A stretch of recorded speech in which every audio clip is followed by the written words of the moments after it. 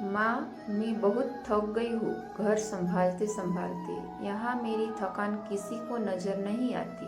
कुछ दिन आराम करना चाहती हूँ। सोच रही हूँ कुछ दिनों के लिए अपने मायके आ जाऊँ। आते हुए अपने बच्चे को भी साथ ले आऊंगी। वे वहीं से स्कूल चले जाएंगे। आखिर एक ही शहर में ससुराल और मायका होने का कुछ तो फायदा मिले। नम्रता ने फोन पर अपनी माँ से कहा। पार्वती जी ने दूसरी तरफ से कहा, हाँ बेटा, जब तेरी इच्छा हो आ जाना। आखिर ये तेरा भी तो घर है। ठीक है माँ, तुम्हें कल ही आ जाऊंगी। नम्रता ने खुश हो बोली, हाँ बेटा, कल आ जाओ, मैं तुम्हारा इंतजार करूंगी। अभी मैं फोन रखती हूँ, मुझे मंदिर भी जाना है। कमला जी ने फोन रख दिया और सीधे किचन में गई। किचन में खाना बना रही बहू से बोली, अरे अनुपमा सुनो, कल तुम्हारी ननंद आ रही है। आज बाजार जाके फल सब्जी और मिठाई लेकर आना। बेचारी मेरी बेटी ससुराल में नौकरों की तरह काम करती है और उस पर कोई ध्यान ही नहीं देता।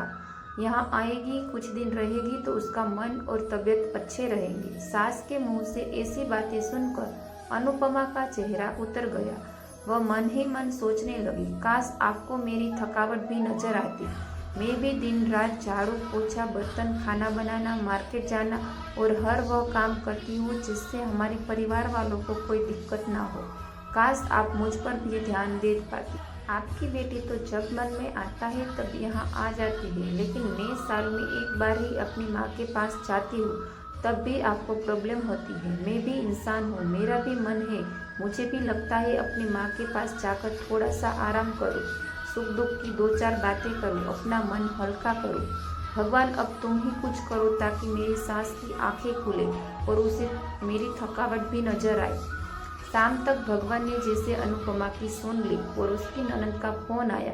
ननद ने अपनी माँ से कहा उसकी सास ने उसे मायके जाने के लिए मना कर दिया है, इसलिए इस बार वो नहीं आ सकती। पार्वती जी बोली, ऐसे कैसे मना कर दिया? पहले तो कभी वह तुम्हें आने के लिए नहीं रोकती थी, इस बार भला क्या हो गया? लाओ मेरी बात कराओ, उसने मैं समझाती हूँ। नम्रता ने फोन अपनी सास के पास दिया।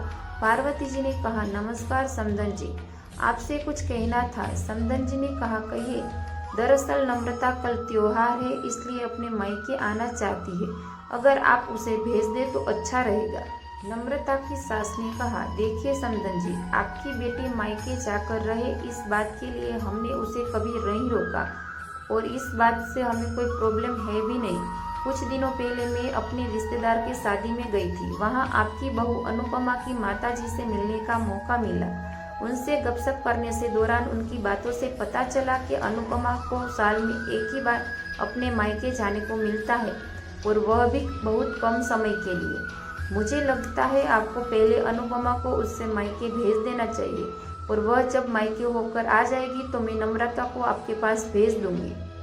एक बहुत जरूरी बात जो मुझे लगता है आपको समझ लेनी चाहिए। आपको अपनी बहू को बेटी की तरह या बेटी से भी ज्यादा प्यार करना चाहिए। उसे भी मायके जाने की इच्छा होती होगी।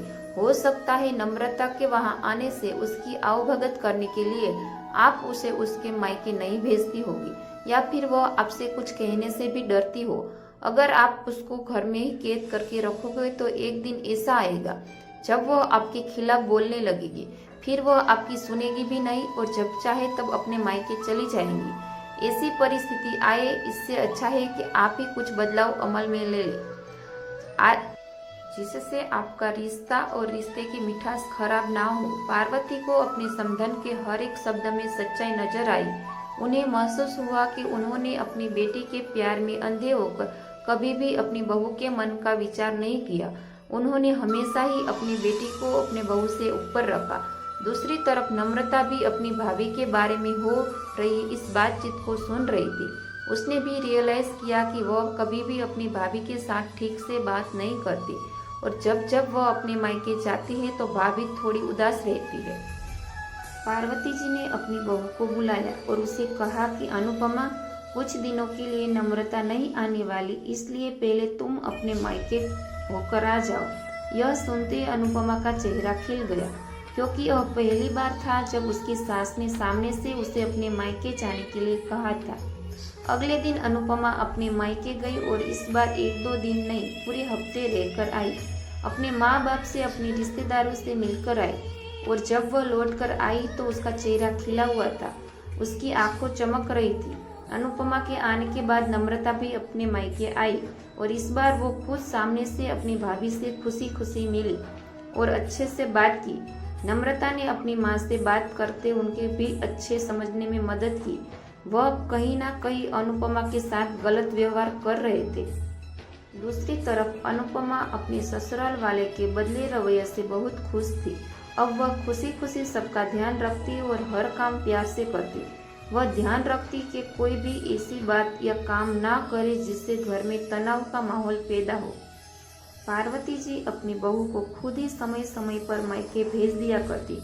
एक छोटे से बदलाव ने सास बहू और भाभी ननद के बीच की कड़वाहट को दूर कर दिया और रिश्तों को और भी ज्यादा मीठा और मजबूत कर दिया।